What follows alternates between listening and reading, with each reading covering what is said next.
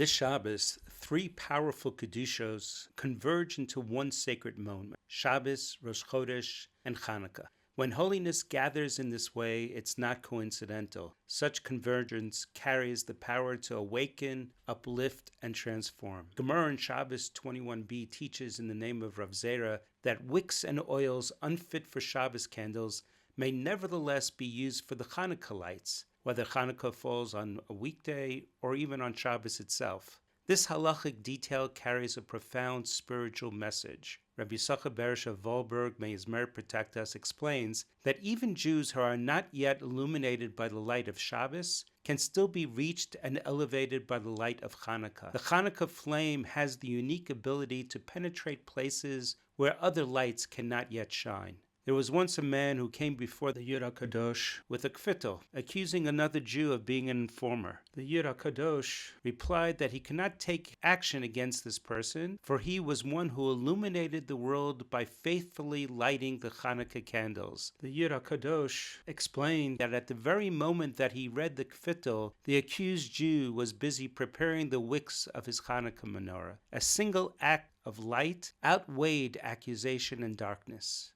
From here emerges a timeless call.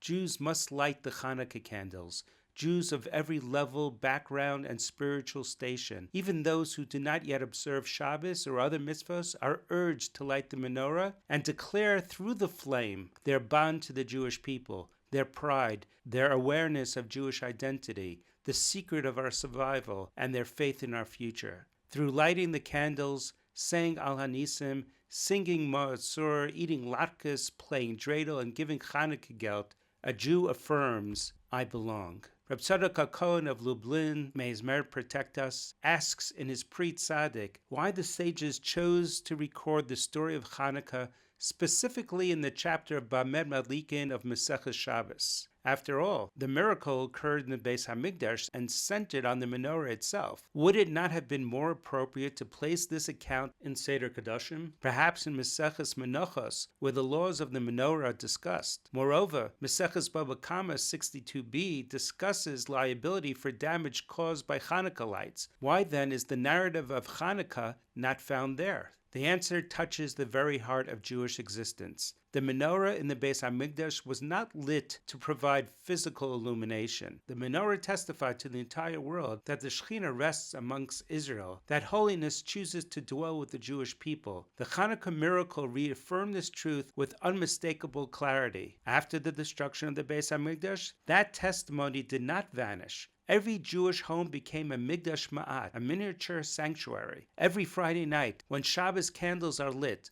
a quiet proclamation is made: the Shekhinah resides here.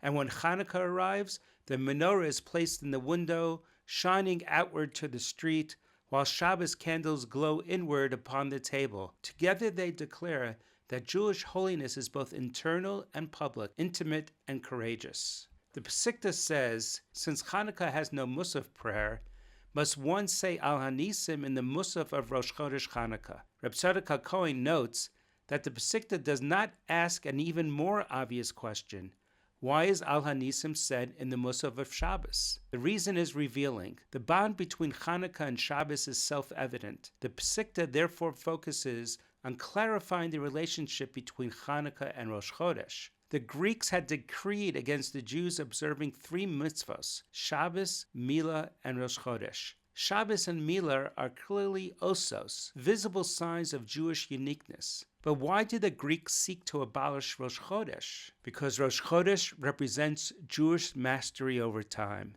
The Greeks could not tolerate a people who determine their own calendar, who sanctify months, who declare beginnings and endings, and who thereby influence the rhythm of history itself, even the arrival of the Kates, the destined end. This idea is echoed in this week's Sedra, as it states, and it was at the end of 2 years, and Paro dreamed. The Midrash Rabbah, citing the verse in Iyov, Kate Sam Lechoshech, he sets a boundary for darkness, teaches that Paro's dream did not cause Yosef's release. Rather, because the appointed time had arrived for Yosef's redemption, Paro was made to dream.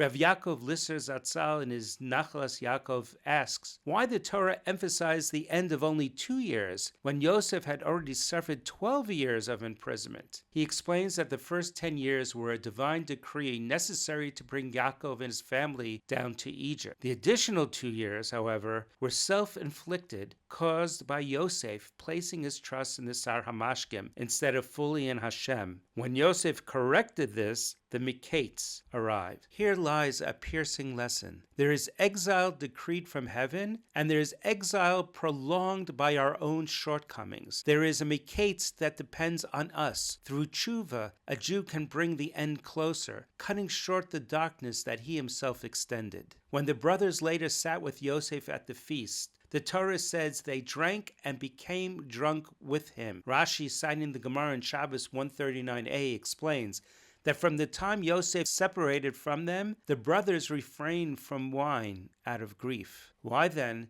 did they rejoice now, even before Yosef revealed his identity? The Torah tells us that the Mishnah Lamelech, Yosef, distributed gifts to all the brothers, yet to Binyamin he gave 5 times as much. This moment was a deliberate test. Once before, a gift, a special garment, the Kesonis Pasim, had ignited jealousy, hatred, and betrayal. Now history was repeating itself in a new form, but this time the brothers felt no resentment. They saw Binyamin's honor and remained whole in spirit, content with their own portion. They did not begrudge his extra gifts, nor did they interpret them as favoritism or threat. In that moment, they proved that the roots of their earlier sin had been uprooted. Their jealousy was healed, their brotherhood restored. This inner transformation testified that their tshuva was complete. At that moment, they reached a true Mikeitz, a redemptive turning point. With inner clarity and peace, they were able to rejoice. So it must be in our time as well, when Jews choose light over resentment, faith over despair, and tshuva over stubbornness, the Mikeitz draws near. And like the Chanukah flame, just a small light has the power to push away much darkness. Shabbat Shalom, Chodesh Tov, and Chanukah Sameach.